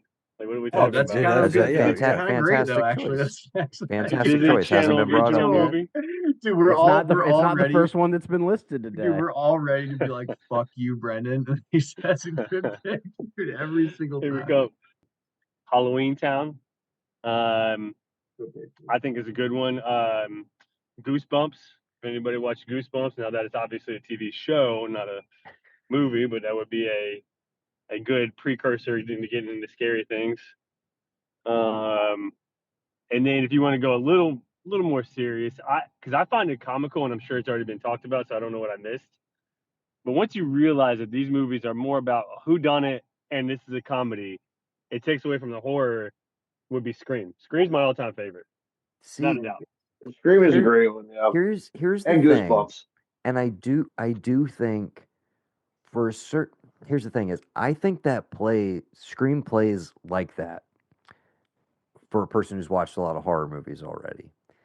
I Sure. have to imagine personally, at least I like to think, that your average person who's kind of averse to the genre, when they watch the first one, maybe they get past the like, they shield their eyes during the Drew Barrymore opening, which is maybe as gross as it gets initially. And then they're good for a while because it's very thriller-ish and blah blah blah. But when you get to that end house sequence, there's Oh, no way I don't think that like the average person taps out if they're not prepared for it because he does take it to yeah. that place that Well, is Scream like works a as a little parody and beyond the pale. Like when they start stabbing each other and the sheer amount of blood, the tone, and just the way that everything has escalated to that point. Absolutely, man. I Love think that. it gets to a place where it's like it's kind of beyond. It's not. We're not even talking about like jump scare factor at that point. You have entered into a realm where the average person is like, this is disgusting. I don't like this. Um, Yeah. for some people, for some people. And I think that's something they actually do a good job of maintaining at least through the second one. And the third one, maybe not so much. Um, but yeah, of like once the gloves come off, once the mask comes off, so to speak, uh, Sure. they get more brutal than they have been prior. Oh, Is they usually definitely amp how it it up. goes. Yeah. Yeah. So that's the one factor where I'm like, yeah, it's fun murder mystery for a while, but then you are gonna have a gnarly finale. So I Have don't but you? it is a good I don't gateway know. for that because it is Have making fun of horror movies while No, being a exactly. I successful horror I movie. almost feel like Scary Movie is the I was better gonna say, yeah, Scary Movie gateway. would be your gateway right there. But I can't ever put Scary Movie above Scream. Of course No, not. because have we discerned between actual horror versus thriller, or does it matter? No, it doesn't really matter. I mean, I threw out 'Cause- like Joyride earlier, which I would consider a Okay. thriller that's like borderline PG-13, even though it is R and does have I mean, I violence. think I got a good one, and I think we actually talked about this in one of the earlier episodes. Probably one of my favorite that I've seen on Netflix, and I don't know if it released anywhere else, but like definitely more of a thriller than a horror. But Hush, if anybody's seen Hush on Netflix, Hush was great. I thought. Did you just mention that earlier? You Or was it mentioned my somebody who team? was in it. Doug Oh. Jones, I think you said. Hush was the name of No, the no. Buffy episode. He's talking Oh, about the Mike Buffy, Flanagan that's right. joint. That's right. That's Oh right. yeah, I So forgot. oh shit, dude. No, Hush is there's a dude that's breaking into a lady's house in the middle of the woods. She's deaf. He doesn't realize she's deaf, and so he's like trying to taunt her, but doesn't realize that he can't really taunt her up front because she's deaf. And then once he realizes, then he starts like teasing her in other ways, and the movie progresses from there. I won't spoil how it ends, but it's Pretty really good, good if too. nobody's ever Yeah. seen it. It's well laid out, sir. Noah, have you not seen that either? Oh no, I've seen it. Big fan. Oh, okay. Good movie. Yeah, really, really good. I'd say it's more of a thriller. I don't really think that it's like horror scary, but if you want to talk about gateways, it's a good one to break mean- in the old jump scare for sure. Definitely, it's a good like sustained, you know, suspense. Essentially, one long suspense sequence, like Yeah. you know, with I gotta very mention- little room for respite. What were you gonna say? I gotta mention this one before I forget it. It Frailty. follows. Oh yeah. Yeah, we actually Alex Yep. brought up Mom's Got a Date with a Vampire, the Disney Yeah. Channel original movie, which of Yeah, oh, course yeah, for sure. stars the little kid who is also the main son in Frailty. So we tipped to it earlier, but yeah, I was saying like, yeah, it has like content wise, what's going on in the movie is horrific, but like the actual sequences themselves Yeah. are I would describe are almost done in more of like a Shyamalan, like a Sixth Sense style of like For sure. It's more of a thriller. they're Yeah. they're scary and they're intense, but they like kind of slightly pull back here and there where they could be more brutal. But then I think also in my memory, I'm like maybe I'm misremembering, and like if I go back to Frailty, I'm like, oh shit, this is way more graphic than I thought it was. But in No, my it- memory, it's not. It kind of it's pulls not. back whenever those moments of violence get really intense. The fact that thing, I think it was rated R, but the fact that it is. did get, yeah, but that's surprising to me because I think back, and Colin and I used to watch that thing all the time. For whatever reason, we loved that movie. And it still holds up, of course, but it's like the little sleight of hand you do Shyamalan like esque is probably the best possible description for that movie. Yeah. But I also love it because it's another coming of age story. And then it seems to be like a theme on this one too. Is like a lot of your gateway scary movies tend to be about someone who's in their like teenage years or Fair. teenage years or Yeah. Great Anyway. coming of age So- story, great period piece. We should also shout out this was said at the time, very much agree with it, but kind of the best Stephen King story that Stephen King never wrote. And directed by the late great Bill Paxton, who of course also stars in it as the dad. Dude, get out of just here. I did not one know of one of And our if you haven't seen it, Brendan, you're absolute faves. you'll absolutely love it. You watch it with your parents too; they dig it. It's good. that. Yeah. I would say there's a couple I went back on rewatch. Like Noah was saying, he watched this again and it was gruesome. There's a couple I went back and I was like, why did this scare me when I was a kid? It did, and then you become older. I don't know if we've talked about them, and now that I'm like talking about gateway ones, I'm like, all right, Gremlins was not that scary. Why they scared me when I was a kid? They did. I don't know. And then on rewatch, I'm like, this is just bad. Like movies like that are like It. If anybody's going back and rewatch the original It, It has like definitely come up. the That was Tim a Curry. Evan pick. I think that's a good gateway one because it's not like over the top. I don't think the new one, on the other hand, is actually quite terrifying. Yeah, agreed. The It's more of the old build up with one- the old one. Yeah. It's a lot more Yeah. build up. Trying to think of any others that come off the top of my head that would be like gateway. You're all good. We're kind of going roundtable style, so we'll let somebody else jump in with a pick. I don't know where we were. I hit my like 3 childhood picks. Barham, what you got, bud? Halloween favorite that is not at all scary, but the old Hanna-Barbera Scooby-Doo cartoons Oh, makes me dude. very nostalgic Dude, for hell being a yeah. kid. They're just, I don't know, especially when you get like the Harlem Globetrotters or somebody in there, just Yeah, extra we're little talking level. original run. Yeah. Like, they've done several iterations of Scooby-Doo, but for me personally, nothing hits like the original one. No, and I Because remember Oh, really purchased in agreed. enjoying some rotation of the when I was a kid. movies, even into being like 12, 13. I remember them having some movies that I was really into because they would do like, a Halloween special. Yeah, absolutely. But the original run just, it's got that little spooky element, but it's just fun. I still enjoy Liter them as much as I did, Literally 30 years monster of the ago. week structure, Yeah. pre Buffy. Just saying. Goofy, weird hippies Oh, in their Buffy the little Vampire van, Slayer. just living a life that doesn't make any sense. Like that, the whole show is completely illogical. I love it. Yeah. Great time. And the most catchy, like the theme music still too, just those little beats. I feel like that sets such a standard for anything in that genre. Well, if you go on Letterbox, the #1 horror movie that came out in 1998 is rated as Scooby-Doo on Zombie Island. I remember that one. That's a Oh, is that great. I love 98? that one. I That is fucking love that a one. classic. So I may actually Rewatch. outside of original trilogy, I'm like, yeah, no, you're right. In the 90s when we were getting those, like, that's Warner It was a Brothers, right? revival. Oh yeah.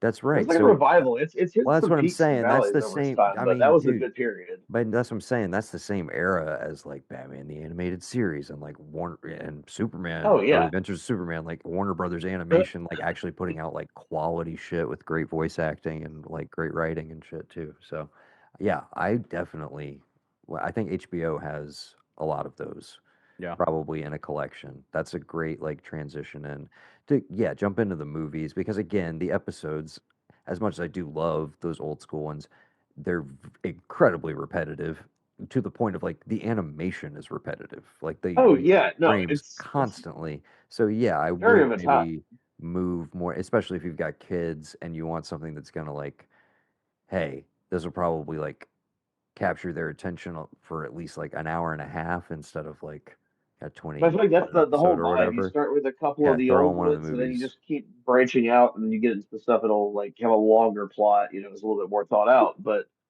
Cannot wait to you gotta start. start with the originals. It builds the vibe. You know what? You know what? Just this is like a little bit of a reach here, but do you guys remember the Rescuers? Oh fuck yeah! Yes. And the Do you Rescuers remember? Yeah. Down Do you Under. remember? Great Yeah. Do you pick. remember the original where they go into the bayou and try to rescue the girl, and there's the gators and all that stuff? Oh When yeah. I was little, that movie scared the shit out of me, and I'd watch that all the time. Dude, So, As it should. Madame Medusa was terrifying. and they she had was her working in creepy. the mine and stuff like that. It was fucking Those terrifying. movies were Well, intense dude, as a and kid. then They like were real intense. the hunter from Down Under, dude. I was like, Oh I yeah, thought he was And creepy as Joanna. shit too. Oh yeah. man. George C. Oh Scott, yeah. Mr. Mean old Mr. McLeach. The stakes felt very high the entire time. Yeah. Dude, those are great. Definitely We're should talking revisit. animated, like kid animated movies that Yeah. scared the bejesus out of me. I'm also going to throw in the horror sequence of Pagemaster. Oh, dude, Oh, Oh, Pagemaster, that yeah. fucking absolutely, movie. Yes. 100% agree with that. 100% The agree. Dr. Jekyll, Mr. Dude, Hyde Dr. Jekyll, sequence Mr. Hyde is sequence, yeah, nightmare I 100%. fuel. I tattooed the little Frankenstein book character on somebody a few months ago. That's cool, dude. What a And great it was movie, Pagemaster. I haven't thought about that one in fucking long time. I know it feels like nobody's seen it, like nobody's Hmm. aware of it. But like if you were in the If you're our '90s, it age, was yeah, there. it's kind of like there's like probably like a 2 year period or 2 to 3 year period where everyone just, yeah, yeah. That Yeah, was after Home Would Alone love that 2, movie. they forgot about Macaulay, and then he does Richie Rich and the Pagemaster. And people are like, what happened to the kid? You don't even know. And people forget about, again, I mentioned when Brendan got on, The Good Son, like a thriller where Macaulay Culkin plays a terrible child, out to try and kill Elijah Wood any chance he gets. It Spoiler Sounds alert, like he he was a doesn't pretty good succeed. son. Sounds like he was a great son. Provocation. Sounds he- like the does he best son succeed? to me. I do want to acknowledge that we have like low key named like 6 Christopher Lloyd movies Yeah, we Yes. throughout this process. Dude, yeah, Yes. maybe the king of this list so far. Star Trek Did 3, we- why not? Just throw it in there. Did we talk about Werewolf in London yet? I feel like that's a good gateway. I don't really feel like it's scary, but it is another one that kind of follows suit. American Werewolf in London, you said? Yes. I mean, good horror comedy, does have some pretty brutal shit in it though. And then if you're squeamish with like makeup effects, God, the I makeup's don't know. so Too good. far. There's, mean, there's a high it's level great. of nudity It's in great. that one too, right? Like Oh, a yeah. high. Oh Decent yeah, I amount. remember as a kid being like, "Man, this is awesome." Oh, it's great, great. great love for it, like yeah. I mean, dude, yeah. If we're talking like, hey, my 8 or 9-year-old son, like, hey boy, Watch this. you're gonna learn about werewolves. I don't know. Great. You're Yeah, gonna watch absolutely. Wicker Man with me tonight. Yeah. Yeah, The Nick Cage version. absolutely. Dude, Pagemaster not streaming anywhere. That was a bummer. That is such a bummer. I feel like this has come up for me a couple years in a row now. Has anybody ever seen The Lady in White? No. No. Or it's just Lady in White, rather. Oh. Little Lucas Haas from Witness. I think it's the same year as Witness. Dude, I was watching Witness today for the first time. Didn't finish it, but great. Dude, yeah, so main little boy from that. But great October vibes. Ghost story, small town, kids, haunted shit, just Well, Lady in White, you said? yes. Good time. Well, I mean, if we're talking about breaking things in, Casper the Friendly Ghost. I mean, that's everybody's Yes, little. you know what did. they're- Yeah, we Missed did that break. one? Yeah, we've hit. I think we've hit a lot of some of the more. Did we hit? Obvious Because this is my ones. favorite. If I had to say there's one that I watch Yeah, what's your besides fave? Scream every year, my favorite, especially it is a cartoon, but The Nightmare Before Christmas. Everybody talk about that. Oh, already? absolutely. Oh yeah, that's pretty Yeah. good. Yeah, we hadn't That's really. my- I mean, yeah, I was gonna say Burton in general, kind of. I think for some people, that is kind of their gateway into weird, spooky stuff. Sure. Not for me necessarily, but Don't give Burton the credit for Nightmare Before Christmas. That's Selick all the I mean, way. it is Henry Selick, Yeah. of course. But I'm saying the time period and the way it was sold and everything. I'm saying, as far as Brendan's concerned, that is like the vibes of that guy. It is wild that is the Um, movie that kind of made Hocus Pocus be a box office bomb because they didn't want to release both those movies in October. So Hocus Pocus got dropped to like July. And then Wait, they were what? like, They released Oh, I Hocus didn't Pocus know in that. July? Dude, They didn't want it Hocus as a competing with, summer movie with makes that, no so- Also, sense. Alex, where was that in the back? Like, where's that trapped in your head? Like, how do you even have that knowledge? I don't, I love Hocus I hang Pocus. out with my wife and I watch movies. It's about, Oh, it's about my seriously? life, Dude, I love that, dude. That's interesting. That's really interesting. But also, I have a deep hatred for Tim Burton. So anytime I get fuel to Yeah, that sorry. fire, really I keep it I keep really it locked and misspoke loaded. there. What Yeah. is Yeah, I your feel you on that. His what's your relationship with aversion Johnny Depp to is not Tim Burton? okay. I mean, just hasn't made a good movie in like two decades. I mean, that's probably about it. Make a good movie. I would say his statements of things like, black people just don't fit my aesthetic, were weird takes to have in 2020. See, now that would be okay. I can get behind that. You didn't make a good movie in 2 decades. Maybe he's just in the Bahamas chilling off of everything else he did. Yeah, I'm not. Yeah, he's not my favorite. Also, like, there's lots of behind the scenes stories of The Nightmare Before Christmas of just him coming in and punching holes in drywall and then leaving and then getting his Alex, name at the top don't of the ruin banner. my childhood, Alex. Hey, Just- the scene. Just go support Henry Selick. Yeah, go watch. Oh, The movie stands. Coraline, which is written. Yeah, by Coraline's he doesn't get Coraline, love Coraline. insanely Oh, scary. God, but That's not even a gay. Coraline's great, Coraline but scared also- the piss out of me as an adult. But also, like, that's another one where, like, you got the dude that wrote it is kind of fucking ruins it now. Yeah. Anyways, I do have about one more in me that I'm yeah, gonna yes, I was gonna drop on say the table. we and have then, been going and for leave. almost 2 hours, so I do think yes. this movie is just borderline perfect in general, and I've yet to show it to someone, regardless of their film taste, where they have not kind of at least jumped in and been excited about what they just watched. And that is from our, friend of the podcast, John Carpenter's The Thing. I Oh think my God, yeah. is the perfect horror movie, Favorite. and easily one that most people can get behind pretty easily. My favorite of all time. Favorite horror movie of all time. It's the best. That's the one. I will say, I watched John Carpenter's Christine for the first time last year, and though I think it is a terrible gateway movie just based off of its subject matter, like it requires a whole lot of buy-in, that is also one of the coolest things I've watched in recent memory. Absolutely. But the thing's my number one. We stand Carpenter. Hey, I managed to do it. There we go. Carpenter's. Yeah, especially if you. Hey, Alex. Carpenter's based. There you go, Noah. There you go, bud. I'm proud of you. Clapping for myself. Yeah, like, if you're if you're trying to get into horror, that is like the perfect starting point. Like, it's palatable, but so many things are inspired by it too. I mean, we're saying. Yeah, it's like the precursor to like half the genre. Sorry, Barham, you're saying The Thing is palatable? No, I'm saying it's palatable even if you're not like a super horror fan. Like if you're not. I feel you, but I feel like those effects are like a deal. Yeah, but you said it earlier. Sci-fi softens it. Sci-fi softens it. You already said, yeah. I've said that on multiple movies so far. I think The Thing maybe goes beyond that. Let this be nothing but a warning to everyone. Once you step through the gateway of horror, you will become so desensitized that your mind will never, ever be the same.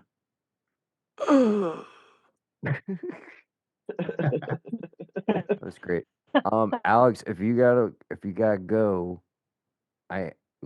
do guys and other guys, are we trying to do vetoes tonight, or are we good? At this point, I'd probably rather put it off because I do have class in the morning. Still a lot to get into. Yeah, I gotta go back tomorrow. I gotta go back over to mom and dad's house and pick up the boy. Okay, back over here. Well, so. I guess we're wrapping for this evening. So, Alex, I hope we did justice to your proposed topic. Hey, it's just been good to hang out with all y'all. If anybody was good to see you, bud. If anybody was too scared or offended by any of tonight's content and was actually listening and is upset about it, hey, let us know. I'd love to hear from you. thearkofe@gmail.com. Been doing this for a while. Never got an email from a listener. For us, a lot for bending, not breaking. A lot of, they're coming back. By the way, I guess we can announce that. I don't know if you're involved in that, but it is coming back. Ben's bringing it back. What, bending, not breaking?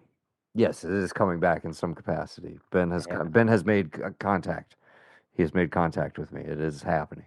Excited for him. There may be another Dragon Prince season on the horizon. I think he's looking to wrap up. I think he's doing some placeholder until. Is there some new series coming? There's supposed to be a new series season coming, but I think no. There's a new Avatar, and so just straight up new season, like new series. There's a new series, like beyond Korra, essentially. Yes, it is the Avatar after Korra. The next Avatar. Next Avatar.